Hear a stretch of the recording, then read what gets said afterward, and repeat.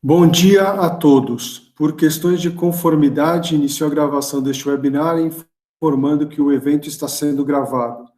Peço àqueles que não estiverem confortáveis com a gravação para se desconectarem agora. Boas-vindas aos participantes aqui presentes. Meu nome é Sérgio Detuá e atuo como presidente da SAMP Brasil. Junto com um grupo de profissionais do setor, faço parte do comitê de gestão desta associação. A SAMP é uma organização internacional criada para o fomento de processos de engenharia e materiais avançados.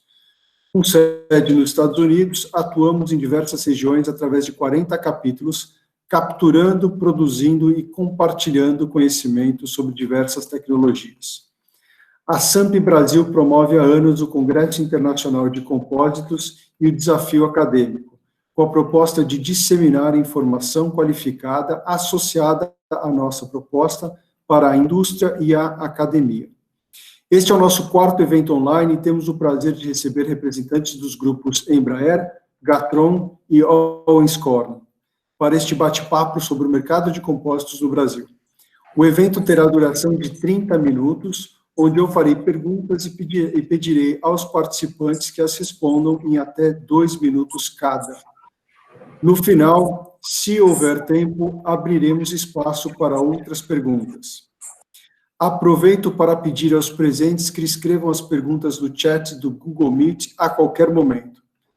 Eu lhes asseguro que os 30 minutos passarão muito rápido. Espero que aproveitem cada um deles. Hoje, os nossos convidados de honra são Daniela Benedini, engenheira de materiais pela Universidade Federal de São Carlos, com formação em gerenciamento de projetos pela PUC do Paraná. Atualmente ocupa a posição de engenheira de qualidade dos fornecedores da Embraer, com foco na melhoria contínua. A Embraer é a empresa brasileira de aeronáutica com sede em São José dos Campos, uma das maiores companhias de jatos comerciais do mundo, desenvolvedora há 50 anos de tecnologias de ponta, atua no mundo da aviação na área comercial, executiva e de defesa e segurança. Bruno Varandas, administrador de empresas com MBA pela Exanc e uma larga trajetória no segmento de compósitos. Atua como gerente de vendas da Owenscorning na América do Sul, sendo responsável pelos mercados de Power and Energy, Oil and Gas e Corrosion no Brasil. A Owenscorning é uma empresa norte-americana, fundada em 1938, responsável pela criação da fibra de vidro. Iniciou as atividades no Brasil em 1969.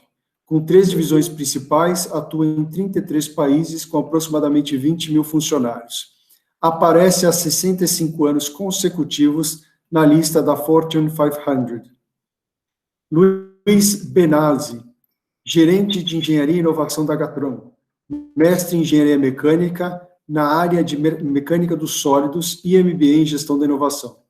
Com mais de 15 anos de experiência em projetos nos setores automotivo, construção civil, energia e industrial.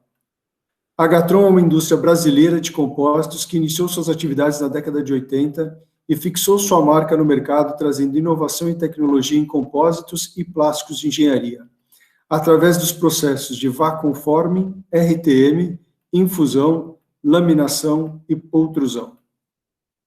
Agora sim, dou as boas-vindas aos nossos convidados especiais, Daniela, Bruno e Luiz, pedindo desculpas caso eu tenha que interromper alguma articulação que ultrapasse o tempo. No início é um bate-papo, convidando a Daniela para compartilhar conosco a sua perspectiva sobre como o Covid-19 influenciou ou impactou a operação da Embraer. Daniela, por favor. Okay.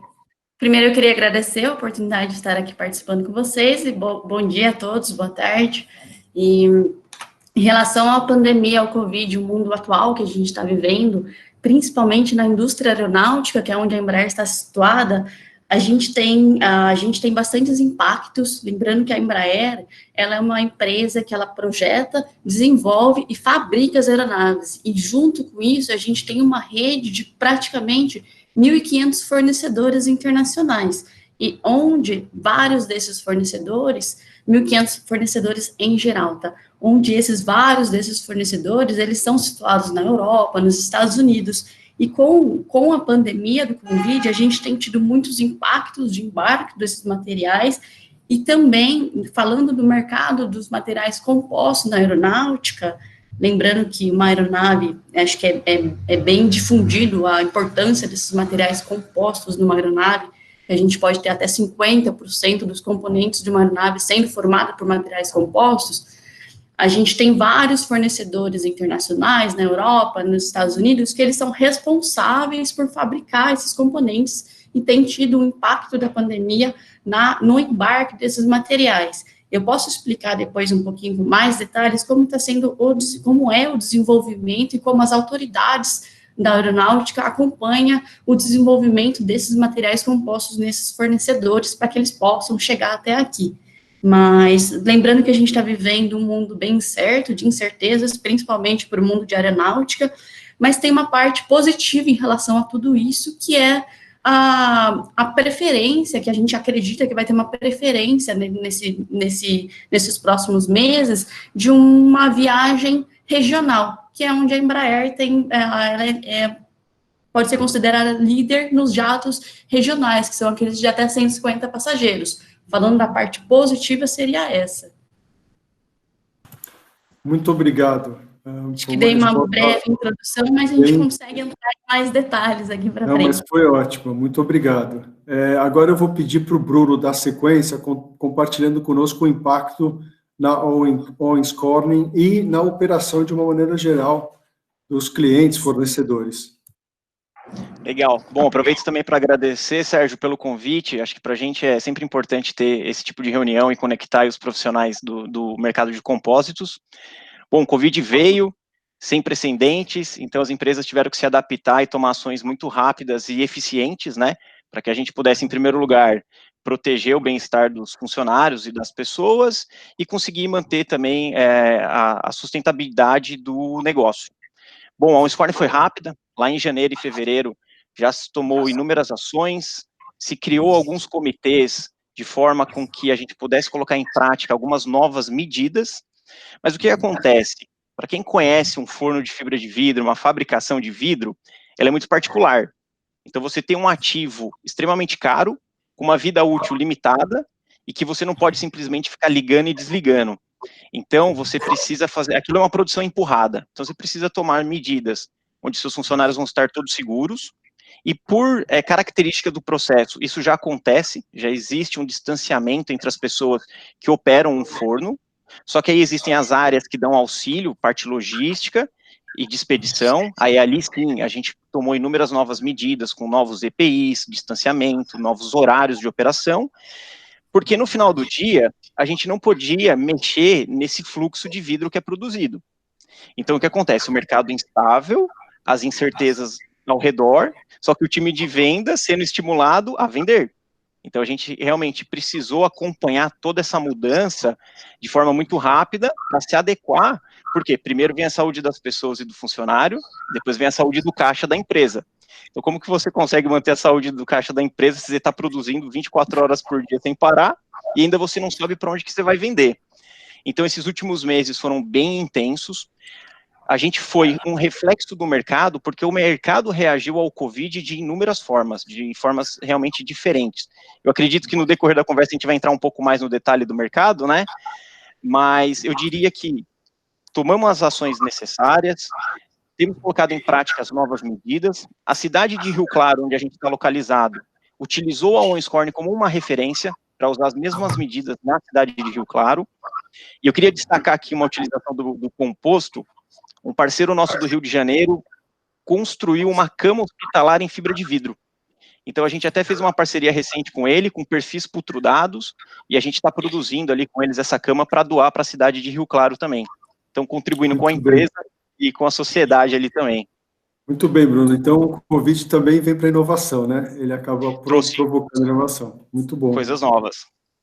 Luiz, por favor, eu gostaria que você compartilhasse um pouco o impacto operacional da na Gatron e que você também estendesse para a minha próxima pergunta, falando não só do impacto operacional, mas também de caixa financeira, como é que isso foi, como é que a Gatron foi afetada nesse processo. Primeiro, boa tarde, obrigado pelo convite. A Gatron, ela atua em multimercados e tem vários processos, né? Então, isso ajuda bastante nesses momentos de crise, do Covid, principalmente, mas não é a nossa primeira crise, né? Basicamente, a cada 2 anos, sempre tem alguma coisinha que aparece. Então, a gente teve mercados que teve uma grande baixa, como automotivo, e teve mercados que surpreenderam e tiveram um grande crescimento aí na parte de vendas. As ações, basicamente, aí, todas as empresas focaram bastante no fluxo de caixa, né? Porque devido às incertezas, pedido sendo retirado a todo momento, outros pedidos vindo, então você não sabia, você não tem uma visão clara do que ia acontecer no dia seguinte. Então, basicamente, foi uma ação aí de planejamento e replanejamento diário. Todo dia, final do dia, os gestores se reuniam aqui para planejar e ver quais eram as ações, principalmente na parte da saúde, né, o que mais a gente poderia fazer para proteger os nossos colaboradores, quanto a parte de produção, como é que a gente ia remanejar esses pedidos, essa volatilidade, né. E tudo isso no meio do nosso maior desenvolvimento, do nosso maior projeto aqui na parte eólica. Movimentou bastante do caixa e teve bastante esforço também da engenharia de todas as áreas produtivas. Então, é muito difícil você desenvolver algo novo, algo que nunca foi feito, né, no Brasil, e principalmente bastante limitado aí na parte de trazer materiais, trazer pessoas para ajudar, né, então foi bem complicado essa parte.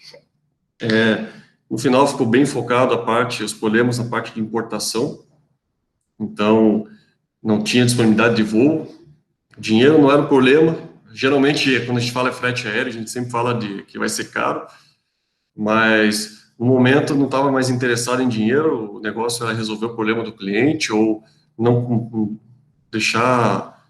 continuar cumprindo o prazo, né, não atrasar. E aí a prioridade, obviamente, era para remédios e para alimentos. Então, a estratégia, de vez em quando, foi mandar em um voo, planejar outro voo, planejar outro frete marítimo com a mesma carga para garantir abastecimento. Então, foi um desafio logístico aí bem grande para continuar a operação e dentro toda essa volatilidade. Mas eu acho que o principal aí foi a parte de todo dia planejar e replanejar. E a boa é que, mesmo com todo esse cenário aí de retirada de pedido, outros mercados reagiram muito bem, principalmente com a exportação. A variação cambial, se de um lado trouxe alguns problemas para trazer alguns materiais, por outro lado, ajudou bastante para a exportação, e a gente ganhou mais pedidos aí por causa da exportação de produtos. Então, a gente fecha aí a previsão do ano de fazer um crescimento ainda de 15%. Olha só, um outro exemplo de resultados bons aí de uma crise enorme, né? Essa parte do que está acontecendo no mundo e está discutindo a todo momento, falando com fornecedores, falando com clientes, surgem aí as oportunidades. E muitos projetos que antes tinham uma barreira, porque o nosso cliente importava o produto, a fibra, né, a peça, a gente conseguiu ser mais competitivo e aí conseguimos novos negócios nessa volatilidade também, porque vários clientes também tinham que continuar a produção e tinham o mesmo problema que a gente tinha, né, de garantir o abastecimento. Legal, Luiz. Muito obrigado pela explicação detalhada. E aí eu passo para a Daniela, pedindo para a Daniela dizer para a gente um pouco a questão financeira, né? Como que foi trabalhar nesse momento do Covid, com as restrições financeiras aí que as empresas naturalmente adotaram, talvez com o controle financeiro mais rigoroso. Da parte financeira, lembrando que a Embraer, além da crise do Covid, ela tem passado nesses últimos meses, na verdade, nesses últimos 2 anos, por uma reestruturação organizacional muito grande devido ao recente desmembramento da joint venture que iria ser formada com a Boeing, né?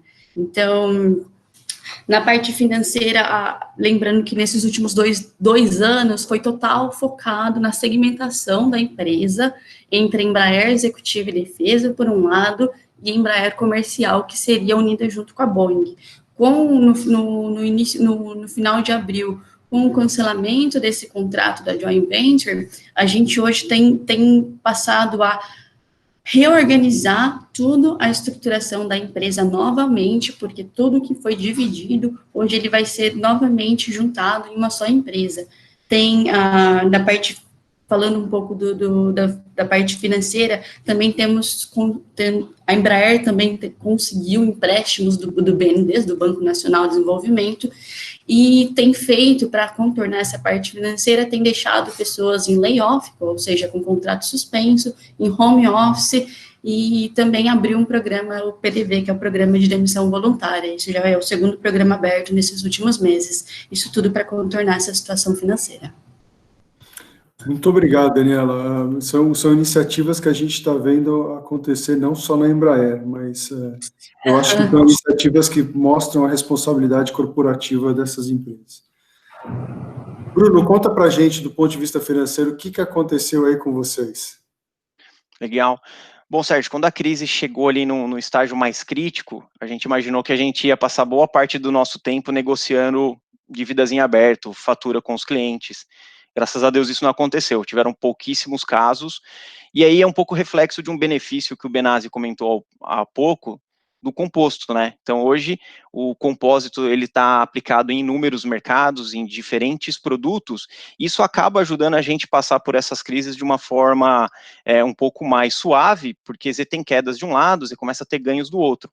E a gente passou por tudo isso durante esses últimos meses.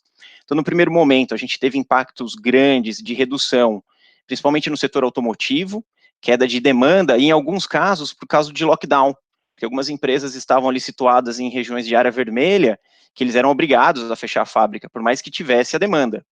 E aí a gente vem para um segundo estágio, onde as empresas conseguiram passar por esse período sem nenhuma mudança. Então, principalmente na área de geração de energia, energia eólica, energia elétrica, as máquinas eólicas, geradores, transformadores, passaram por esses meses de forma estável, e aqueles que tinham projetado crescimento conseguiram executar. Isso está um pouco relacionado à demanda que o mercado tem, né, de recursos básicos, energia, comida, água. Grandes projetos de saneamento também aconteceram durante essa pandemia, a gente teve grandes instalações na região sudeste e nordeste, algumas empresas de papel e celulose continuaram investindo, e aí vem o último estágio, que eram as empresas que estavam, assim, projetando um ano estável e teve um crescimento absurdo nesses últimos meses. Então e isso vem um outro benefício do composto, né, que a gente conseguir transformar e repor materiais tradicionais. E o crescimento está muito atrelado a postes e cruzetas. Então, transmissão e geração de energia, que é muito difundido o uso do concreto, passou a ter um crescimento absurdo de utilização de fibra de vidro. Então, a gente viu fabricantes de máquina sold out, começaram a exportar máquina para a África do Sul, para a Austrália, e isso aconteceu assim, durante a pandemia, num curto espaço de tempo. O balanço de tudo isso foi, primeiros meses de crise negativo, ainda algumas incertezas, a gente começou depois a ver uma recuperação do mercado, e fechamos julho, o melhor mês do ano. E a gente acredita que isso vai se manter agora daqui para o final do ano. Ótima notícia. Eu aprendi hoje com vocês vários temas ou várias tendências que eu não conhecia, que aconteceram e são tendências para crises futuras, né? Que você efetivamente tem oportunidade, tem que buscar essas oportunidades e encontrá-las. Nas últimas conversas eu aprendi que o mercado naval de fabricação de iates, por exemplo, também foi muito bem, porque as pessoas com esse Covid se isolaram e compraram barcos para ir para a água no isolamento da família, com mais descontração. Então, efetivamente, tem oportunidades. Então, falando sobre as tendências do mercado de compósitos, eu convido o Luiz para começar me dizendo o seguinte: se você tiver que projetar os próximos 2 anos do mercado de compósitos no Brasil, o que você diria, Luiz? Então, a gente está todo esse mercado aí, o que abriu, né? A gente teve também um mercado que está se consolidando, que foi da parte de arquitetura. Então, que é justamente a parte de fachadas, edificações, que é um mercado que a gente começou ano passado, mas está começando a se consolidar mais, e é algo que eu vejo aí nos próximos anos, realmente uma tendência, porque o composto é uma boa solução, porque o arquiteto, ele quer curvas, ele quer, né, chamar o produto, e aí o nosso material é perfeito. Você tem que ter a resistência mecânica, tem cargas de vento, então, esse é um bom mercado que a gente está atuando com força aí e que desenvolve muita parte de tecnologia, né? Tanto a parte aí de resistência à chama, trabalha com a parte química, de resinas, né? Quanto a parte estrutural, de usar tecidos estruturais, justamente porque a peça tem, enfim, tem que aguentar aí uma carga de vento e oscilações aí que não deve ser só bonito, né? E tem também uma função estrutural por trás de tudo. E a parte de energia continua puxando forte. A gente sabe aí que é muito devido aos leilões, então os leilões aí tem um delay aí de 2 anos, então a produção de hoje é basicamente algo que foi vendido há 2 anos atrás. Porém, com essa parte da disputa comercial entre China e Estados Unidos, da variação cambial, ficou muito interessante fazer exportação daqui do Brasil para os Estados Unidos, principalmente. Então, a gente vê aí um grande aumento nessa parte, já teve um aumento de pedido esse ano, a gente vê esse movimento continuando ano que vem, e já tem uma previsão já para 2021 e 2022 nessa área. Então, é uma área que a gente vai continuar atuando. Basicamente, no Brasil, a gente atuava aí com máquinas de 2 ou 3 mega, e agora estão vindo as máquinas de 5 a 6, e as empresas, antes que só tinham mais ou menos um modelo, né, estão seguindo com esses 2 modelos. Então, máquina de 2 a 3 megas aí para exportação, que é bom, por exemplo, no mercado dos Estados Unidos, e as máquinas de 5 a 6 megawatts aqui no Brasil, que são verdadeiros, basicamente são monstros, né, muito próximos aí do offshore, que demanda bastante conhecimento, bastante tecnologia aí. Então, excelente, Luiz, excelente. São mercados importantes, então você tem a parte de arquitetura e a parte de energia. Parabéns, e boas notícias, o mercado agradece. Então, Daniela, conta para a gente, e na parte aeroespacial, o que a gente vai ver nos próximos 2 anos aí como tendência?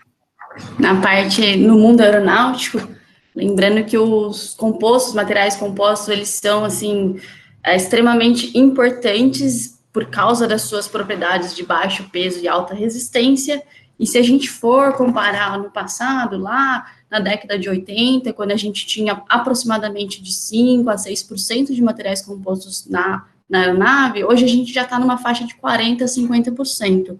Nos próximos 2 anos, eu acredito, da minha visão, é que alguns programas que se encontravam em desenvolvimento, pelo menos na Embraer, eles se encontram temporariamente congelados, porque a gente está passando por uma fase de reestruturação e de incerteza, então a gente continuou com a produção das aeronaves dos jets que foram já fabricados anteriormente. O único programa que havia em desenvolvimento, hoje ele está congelado, mas a gente já deve dar uma retomada aí no próximo ano, onde eles têm uma porcentagem a aeronave em si tem uma porcentagem de materiais compostos cada vez mais. Por exemplo, quando eu falo materiais compostos na aeronave, talvez não seja, talvez nem todo mundo tenha esse conhecimento, a gente está falando principalmente de componentes estruturais da aeronave, que seria o leme, o profundor, os flaps, os ailerons, os lates, as fuselagens centrais, as fuselagens traseiras, estabilizadores, a asa, e então todos esses componentes, eles fazem parte da aeronave, eles são componentes, eles são materiais compostos. Lembrando que uma aeronave, ela chega a ter até 70 mil part numbers, então a cadeia, assim, de suprimentos, ela é bem diversificada, e o que eu acredito que vai ser isso, assim, no próximo, a gente vai retomar esses programas que hoje se encontram congelados, mas nos próximos meses, no próximo ano, a gente vai retomar o desenvolvimento desse programa. Torcemos para isso, Daniela, não vejo a hora de começar a voar de novo. Muito obrigado. Bruno, e você? Como é que você enxerga a tendência dos próximos 2 anos? Sérgio, a gente aposta bastante, né, no mercado de compósitos, a gente acredita, sim, num crescimento, eu diria por 3 principais razões, uma delas por causa de mercados que já estão consolidados e vão ter um crescimento orgânico natural, que é o caso das energias. Então, a energia eólica hoje no Brasil, ela é muito forte, já temos uma projeção aí para os próximos anos, a gente tem o mercado livre agora, que é fora do mercado regulado, onde a gente tem uma negociação constante todo mês acontecendo. Então, hoje o Brasil, ele realmente está muito bem estruturado para atender essa cadeia.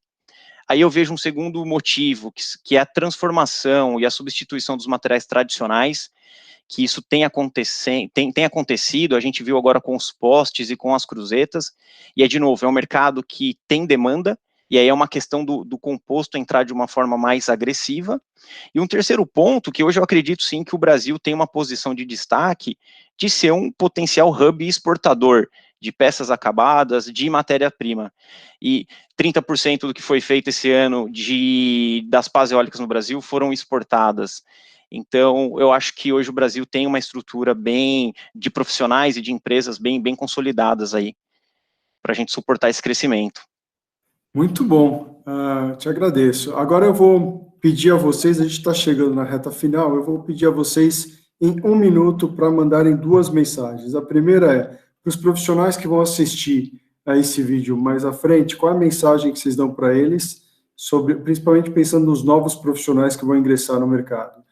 E qual é a mensagem que vocês dão para a SAMP poder contribuir com o crescimento desse segmento no Brasil? Daniela.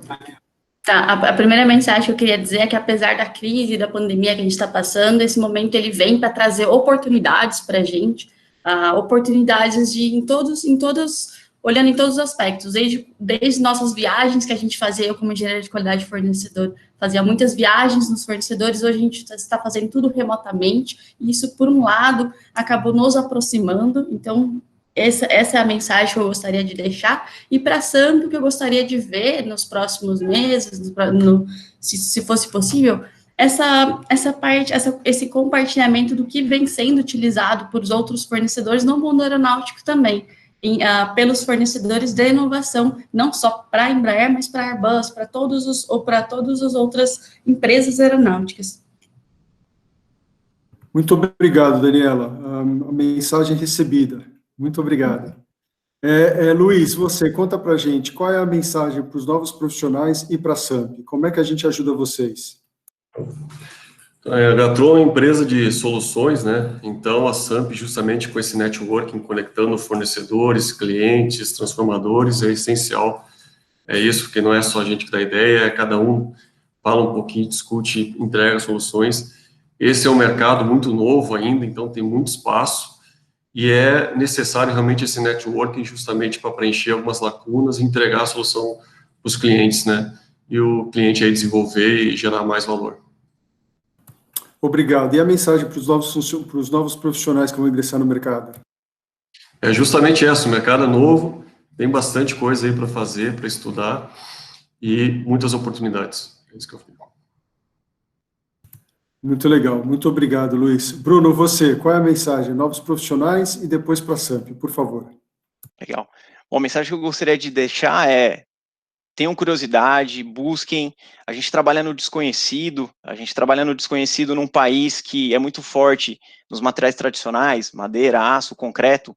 Então, a gente pode ser a solução, a gente que pode trazer a novidade. Então, eu estimulo aí os profissionais a realmente buscar essa informação. Tive a oportunidade aí de trabalhar com pessoas de 50 anos de carreira em compósitos, e eu diria que muita coisa que existe hoje foi criada no Brasil, e por que não essa nova geração vir para trazer e desenvolver mais coisas. E atrelado a isso, a mensagem que eu deixo para a SAMP é: continue fazendo isso, conectando as pessoas. Eu acho que é desses fóruns que nascem novas ideias e estimula mais ainda as pessoas a buscar conhecimento. Muito bem. Em nome da SAMP, eu agradeço a Daniela, o Luiz e o Bruno pela presença, pela contribuição. Agradeço a todos aqui presentes por participarem desse bate-papo e me despeço agora, encerrando a gravação. Obrigado, Sérgio, SAMP. todo mundo, Daniela, Luiz, prazer, até mais.